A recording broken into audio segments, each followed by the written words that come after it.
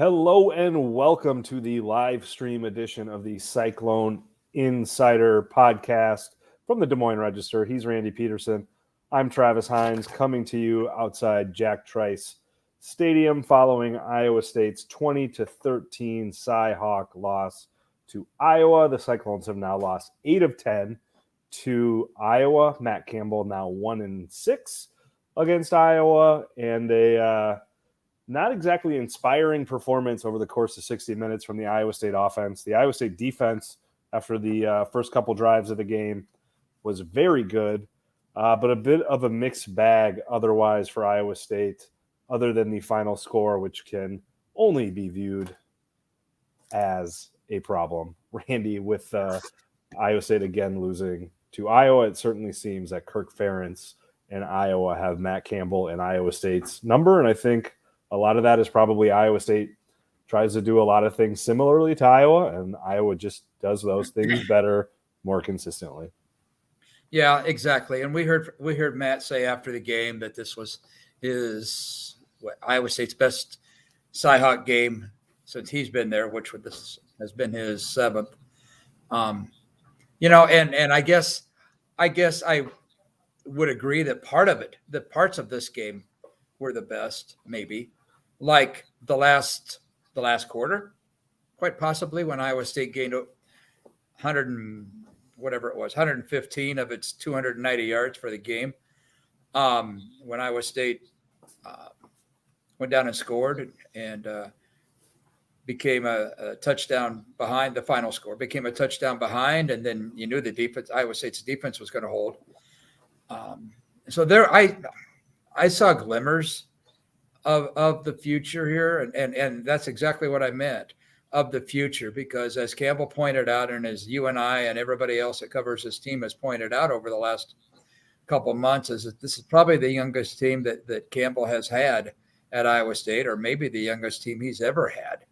So I guess in that vein, yeah, I know the object is to win, but to also play a game and leave this game somewhat feeling good about themselves, at least by the way the game ended, the way they played towards the end of the game with this young team. I think that bodes well for the future. But again, don't get me wrong, it's the final. Football's about winning. It's about not about playing well. It's about winning, and Iowa State's got. If in fact this was as good a game as Matt Campbell says it was, then Iowa State's got to parlay this game. That's the word. Parlay this game into a victory next week at Ohio University, which will be the first road trip for this very young team. Yeah, before we look ahead to that, let's talk a little bit more about the game today.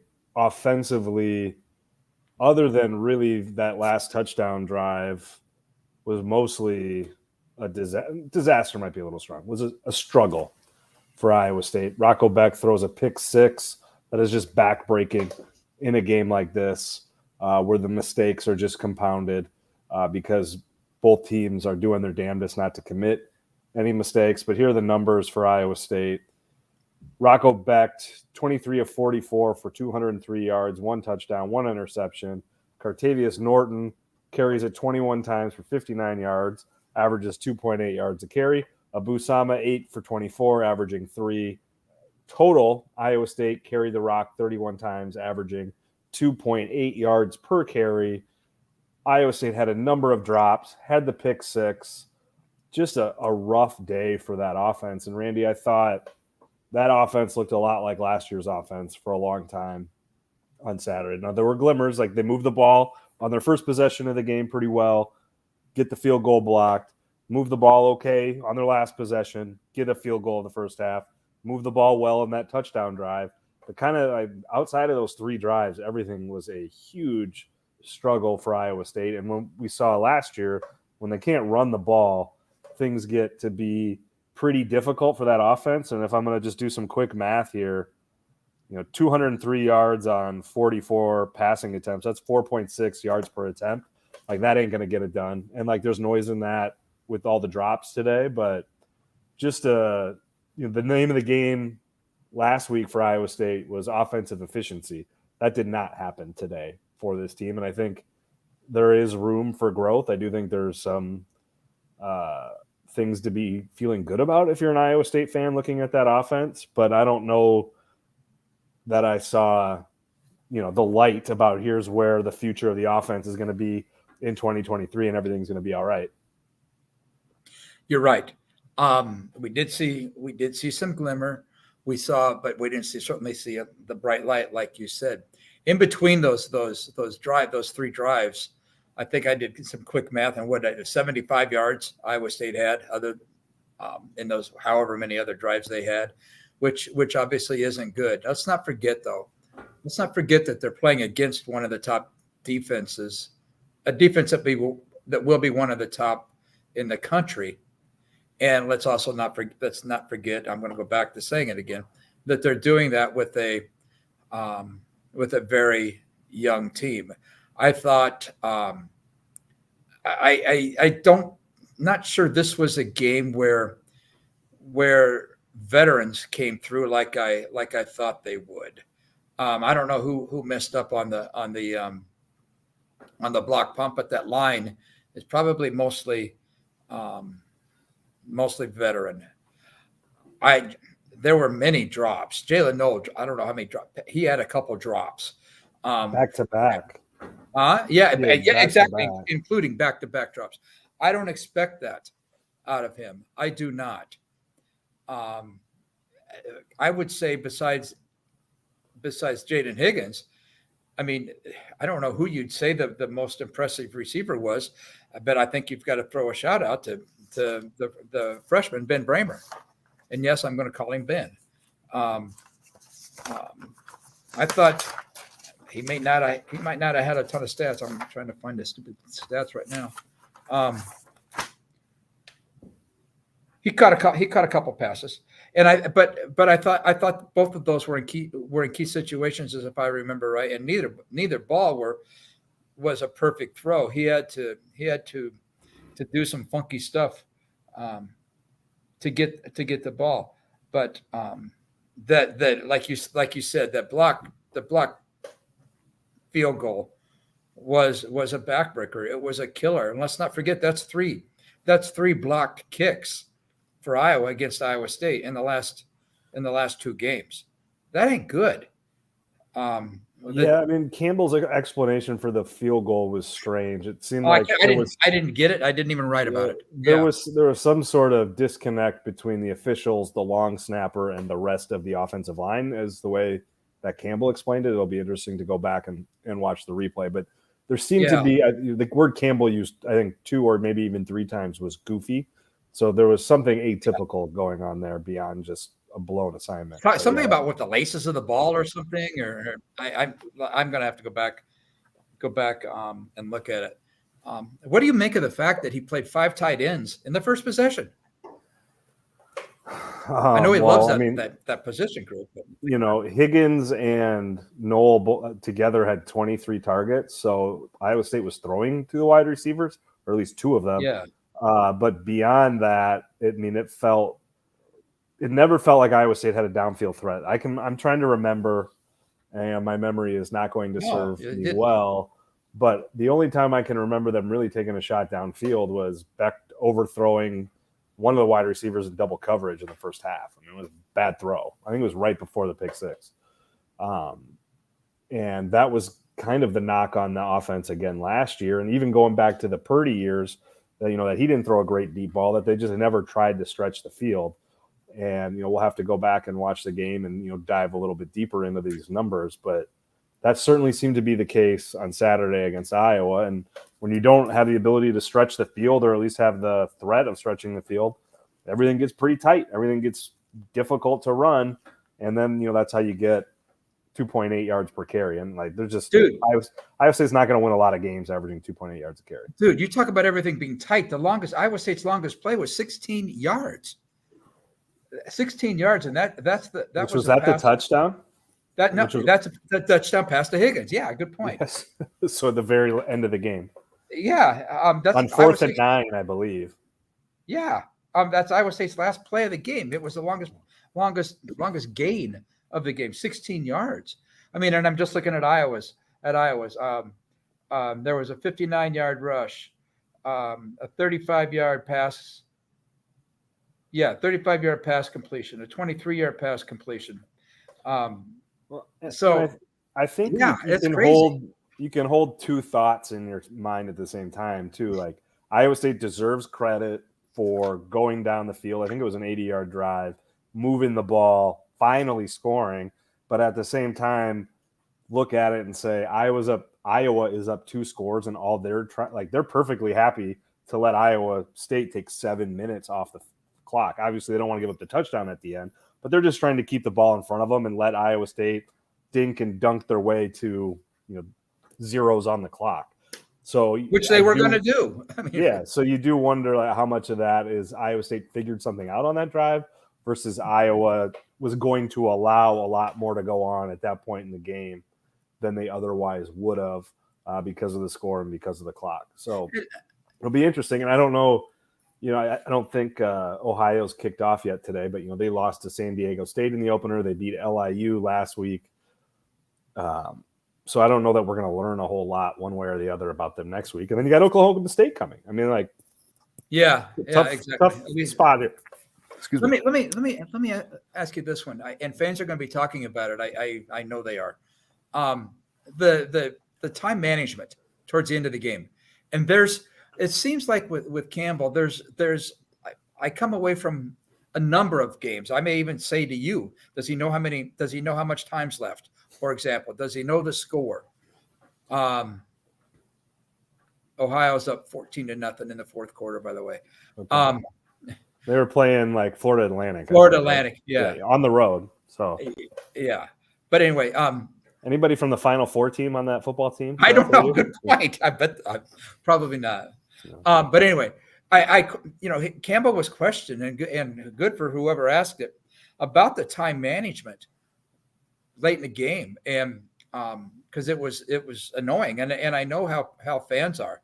They're sitting there watching the game. They're screaming at their TV, call timeout. He had 1 left, 2 left, whatever. But he acknowledged that after the game, saying something about, do you want to go quick and essentially go quick and screw up, or take your time and score? I want to go quick and score. Yeah, I mean that's maybe a product of being a young team again. I don't know. Yeah, I mean, like he presented a false dichotomy. Like obviously, no one wants to go fast and not score, but you can go fast and score. I think it is telling. I think that they probably thought they couldn't go fast and score. And again, with a young team, I don't know that that's any great indictment of them. But again, no, not at all.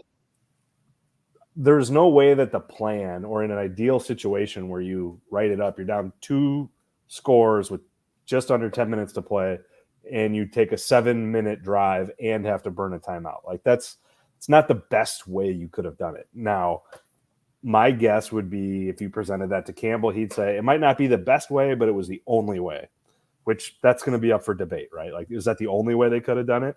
But presenting it as an either or, I don't think is fair. And I think what also is influencing it, to your point, Randy, is we've seen Campbell do funky, weird stuff with the clock at the end of halves, at the end of games before, where fans aren't just frustrated by today, that 7-minute drive. Like normally people would be celebrating a 7-minute touchdown drive. Like that's what this team hasn't been able to do. But I think that's influenced or informed by previous frustrations about how Campbell has managed the clock. And I do think it's a legitimate criticism because they could have gone faster. There could have been a little bit more urgency there. Like, I don't think anybody's saying you had to be in a 2-minute drill, spiking the ball after a first down or anything like that. It just like, go quick. And they didn't do that. They did put points on the board. And again, in Campbell's defense, and he pointed this out, they did get the ball back with a chance to score or go win the game. So it's not like it totally backfired, but that, I think, if you're a person who's like, they should have gone faster, I think you would look at that as, the tail wagging the dog that they got the ball back because you didn't do they could have gotten the ball back twice if they go faster. I want to acknowledge. Before we go, let me just acknowledge a couple of the comments people have. Somebody wants. You love our new YouTube comments or Facebook. I do. I do. Discovered that. I do. I'm a techie. Somebody wanted to know if Tom Manning was in the house. Probably interesting. I don't. Yeah. Okay. The playbook looked to be pretty limited, but once again, what are you going to do against one of the best defenses in the country? And somebody else makes reference to the fact that, the players that are the starters that were not available for Iowa State for various reasons. And then ends a comment says, I'm stunned that Iowa held. That the Iowa State defense held Iowa to an offensive touchdown, which is true.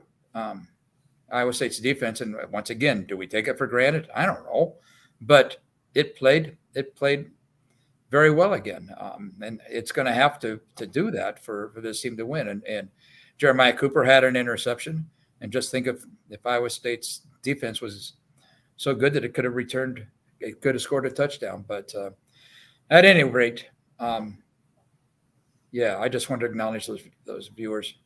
Yeah, with the Tom Manning crack, I think it is probably worth noticing or noting that the offense looks a lot like it did when Manning was there in 2016. It looks like a lot when Manning wasn't there in 2018. And I would say that Matt Campbell probably has a lot to do with the way that this offense looks. Matt Campbell, former offensive coordinator, probably has a lot to do with the philosophy and tactics of this offense, would be my suspicion. Very true. Yeah. So you look like you're done, Randy. We need to look ahead. You packing up? I don't know anything about Cincinnati, or Ohio. I know more about Cincinnati than I do to Ohio. Here's what I know. I know we're flying into Columbus and then driving from Columbus to wherever, Athens on game day. That's what I know. I mean, I think Iowa State will be favored in this game. Obviously, I think they should win. I will almost certainly pick them to win.